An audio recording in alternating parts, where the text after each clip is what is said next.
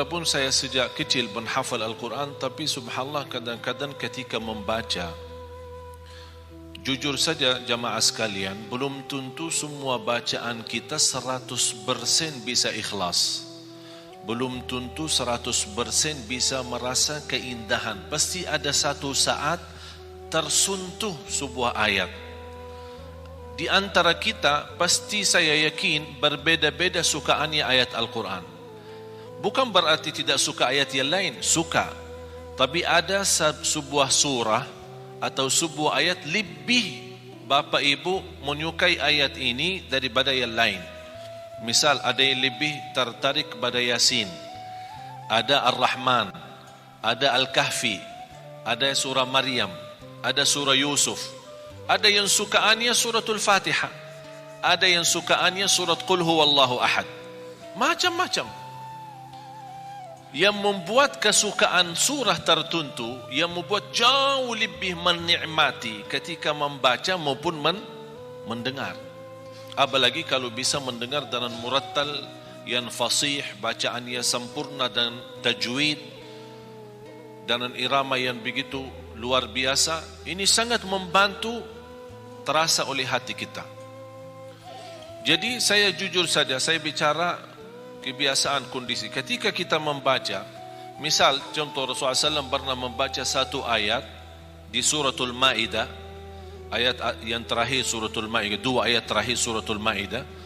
Ketika Rasulullah SAW salat malam, ketika sampai ke ayat itu, Rasulullah SAW mengulangi berkali-kali dalam salat tahajud sampai subuh,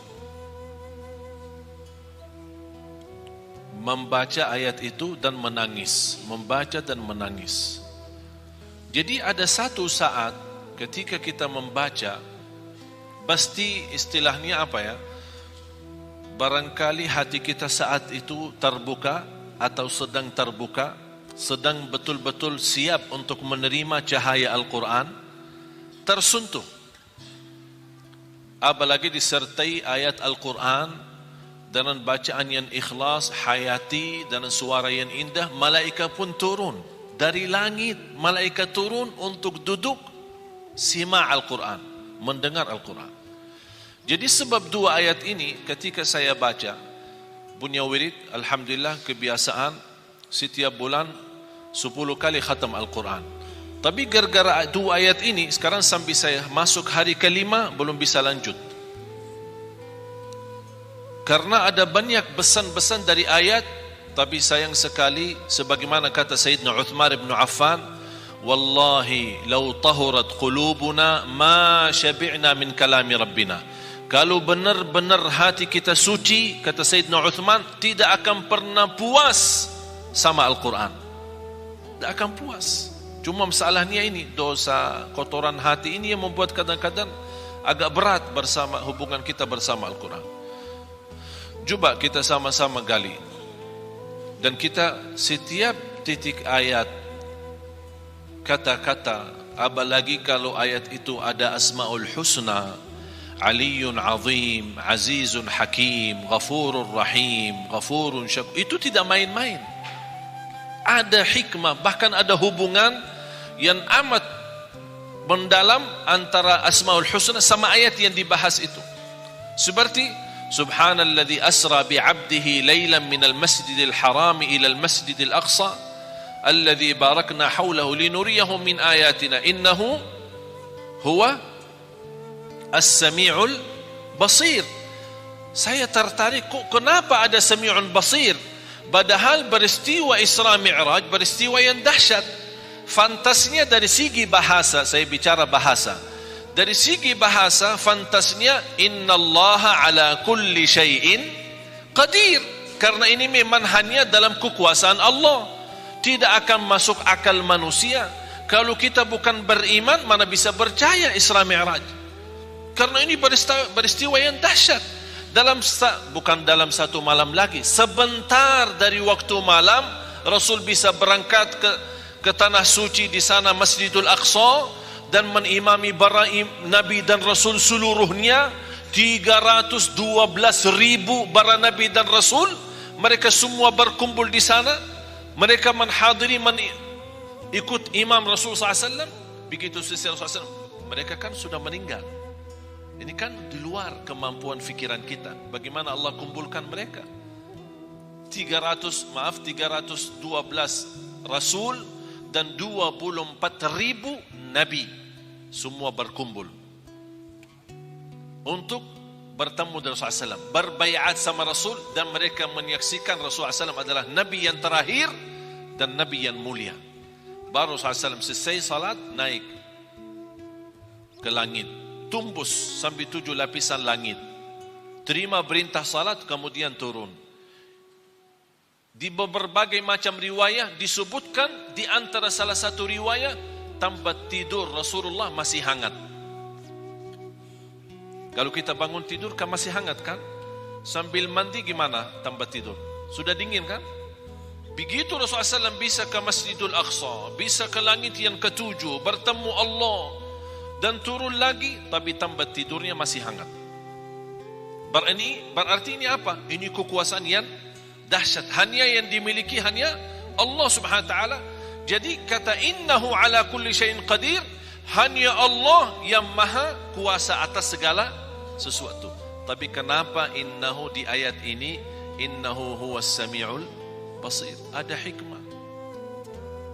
Seperti juga ayat yang kita akan belajari, innahu ghafurun syakur. Tidak ada main-main dalam ucapan ayat Al-Quran, apalagi yang terkait dengan Asmaul Husna.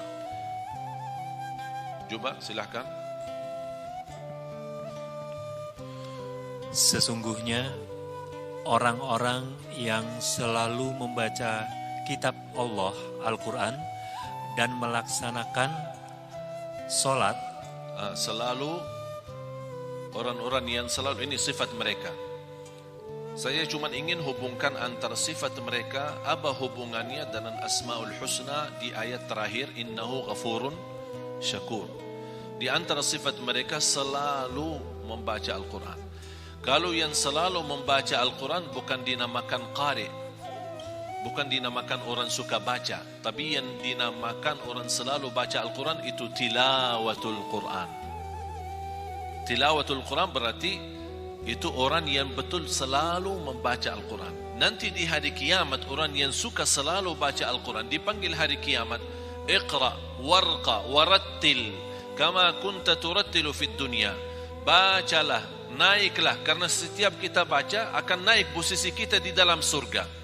Bahkan kata Rasulullah SAW di dalam hadis itu disebutkan, warattil, tertillah sebagaimana kamu tertil di dunia. Tilawah. Innal ladzina yatluna kitab Allah. Sampai di dalam bahasa ayat itu yatluna, mereka yang selalu membaca kitab Allah. Ini sifat pertama. Terus, dan melaksanakan sholat dan menginfakkan sebagian rezeki. Selalu kalau ada bahasan salat tidak ada kerjakan salat, tapi selalu ada mendirikan salat. Iqamus salat wa aqimus salat. Iqamatus, kata iqama, aqimu, ini semua bahasa mendirikan salat. Saya tidak akan teliti satu-satu karena mohon maaf kalau saya mau bahas 2 ayat ini mungkin sampai malam tidak cukup. Karena 2 ayat ini membuat saya berhenti, bahkan saya suka membaca 2 ayat ini. Habis Allah bukakan hidayah, berkali-kali sunnah qabliyah ba'diyah, saya selalu ulang 2 ayat ini. Walaupun sudah hafal, tapi namanya kadang-kadang terbuka hati kepada sebuah ayat atau sebuah pesan dari Allah yang ingin disampaikan. Jadi sifat mereka adalah yang mengerjakan tilawah, selalu baca Al-Quran. Yang kedua, mendirikan salat. Ini bahasa salat itu perlu panjang lebar kita bahas, mendalami. Yang ketiga, dan menginfakkan sebagian rezeki yang kami anugerahkan kepadanya. Subhanallah. Selalu kalau kita perhatiin, wa anfaqu mimma, di suratul Baqarah, alladzina yu'minuna bil ghaibi wa yuqimuna as-salata. Terus, wa mimma. Dalam bahasa bacaannya pun namanya huruf kecil atau huruf tarqiq. Tidak boleh dibaca wa mimma. Wa mimma. Menurut saya, cara Allah menyampaikan kepada kita, memanjahi kita. Allah memanjahi kita, tawaran yang memanjahi kita. Bagaimana Allah memanjahi kita? Wa mimma anugerah yang Allah berikan, rezeki yang begitu banyak.